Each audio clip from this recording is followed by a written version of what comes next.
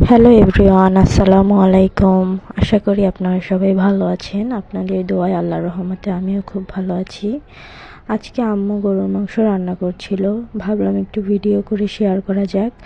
তো যেই ভাবা সেই কাজ, আম্মু মাংসটা ম্যারিনেট করছিল, আমি ভিডিও করছিলাম আর মনোযোগ দিয়ে দেখছিলাম। আম্মু সব মশলা দিয়ে মাংসটি খুব সুন্দরভাবে ম্যারিনেট করছিল। অনেক কিছু দিয়েছে কিন্তু ক্লিপটা নেওয়া হয়নি।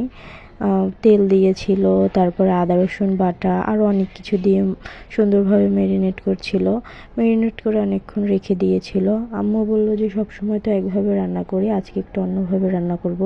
তাই কড়াইতে সামান্য তেল দিয়ে পেঁয়াজগুলো ভেজে নিচ্ছিল সুন্দরভাবে। পেঁয়াজগুলো লাল লাল করে ভাজার পরেই মাংসগুলো দেবে।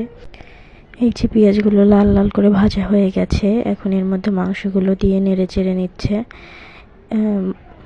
রান্নার সব থেকে বেস্ট হচ্ছে যে রান্নাটা মজা হবে তার কষানোর উপর নির্ভর করে। যত বেশি কষানো হবে তত টেস্টি হবে।